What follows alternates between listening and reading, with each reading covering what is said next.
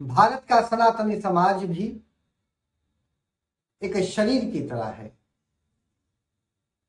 हमारे आदि ऋषि मुनियों ने जिन वेदों की रचना की, उन वेदों में कहा गया यत पिंडे तत ब्रह्मांडे, जैसा पिंड में है वैसा ब्रह्मांड में है। तो हमारे पिंड में यानी शरीर में क्या है? हमारे शरीर में रोगों से लड़ने की शक्ति है। जब कोई कीटाणु हमारे शरीर पर हमला करता है तो पहला वार हमारे शरीर के प्रतिरोधक क्षमताएं करती है।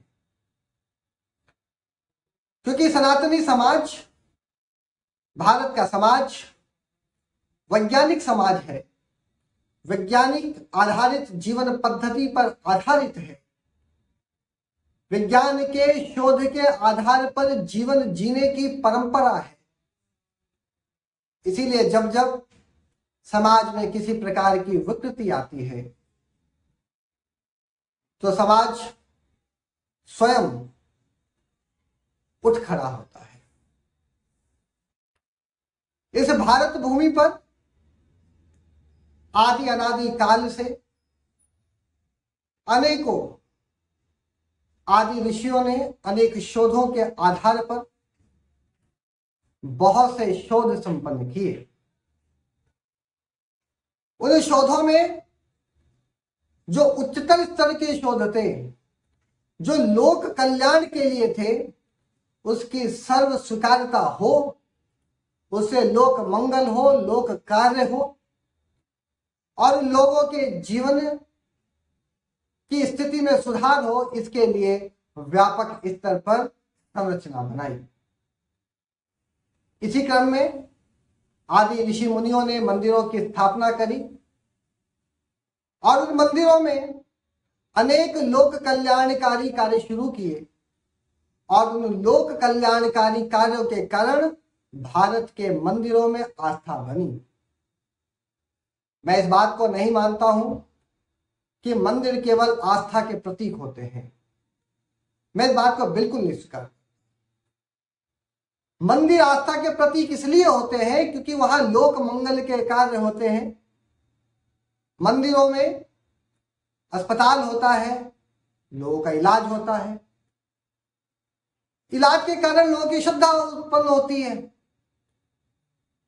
मंदिर शिक्षा के केंद्र थे, स्थानीय लोग वहां पे शिक्षा ग्रहण करते थे, तो स्वाभाविक रूप से समाज में उसके प्रति श्रद्धा थी। मंदिरों में यज्ञशाला,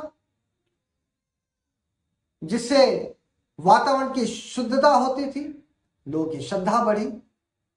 मंदिरों में अन्नशाला, जिनके पास भोजन नहीं है और जिनके पास पर्याप्त मात्रा में भोजन है वो वहां सहयोग करते थे और जिनके पास अभाव था वो वहां से अन्न ग्रहण करते थे।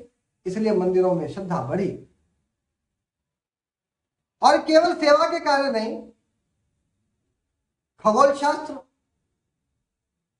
हर मंदिर में पंचांग, हर मंदिर में ज्ञान की बातें, गणित की बातें, विज्ञान की बातें। तो इस प्रकार से मंदिर हमारे यहाँ पे वैज्ञानिक केंद्र रहे और उन शोधों को जन जन तक ले जाने के लिए इन मंदिरों का निर्माण हुआ। आज के पुजारी की सोच कितनी वैज्ञानिक है इसमें मुझे टिप्पणी नहीं करनी है, लेकिन हमारे आदि ऋषि मुनियों ने जिन मंदिरों की कल्पना की थी उसमें पुजारियों की शोध वैज्ञानिक थी। और आज के पुजारी उस वैज्ञानिक परंपरा के, उस वैज्ञानिक परंपरा को आगे बढ़ा रहे हैं और उनको बढ़ाना चाहिए। दुर्भाग्य से भगवा चोला पहनकर सड़कों पर भीख मांगते लोग दिखते हैं। यह भारतीय पुजारी, भारतीय संत, भारतीय ऋषि मुनि की परंपरा नहीं है। भारत के ऋषि मुनियों की परंपरा वैज्ञानिक शोध, वैज्ञानिक केंद्र, शिक्षा के समान अवसर, लोक कल्याणकारी भावना को विकसित करना है। इसीलिए यदि सनातन को बचाना है तो विज्ञान आधारित जीवन पद्धति को अपनाना होगा। हम समय समय पर अनेक बातें करते हैं, धर्मांतरण की बातें आती हैं, किस प्रकार से भारत के बाहर से धर्मांतरण करने के लिए छल प्रपंच रचे जाते हैं, ये दुनिया को पता है। लेकिन मेरा वो विषय है नहीं।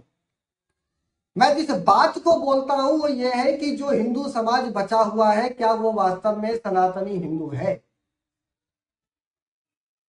जिस सनातनी समाज ने अपने वेदों को देखा नहीं, जिस सनातनी समाज ने अपने ग्रंथों को पढ़ा नहीं, जिस सनातनी समाज ने श्रीमद् भगवत गीता नहीं पढ़ी, जिस सनातनी समाज ने श्री रामचरितमानस नहीं पढ़ा, जिस सनातनी समाज ने आयुर्वेद के सिद्धांत नहीं पढ़े, तो फिर आप किसके हिंदू हैं?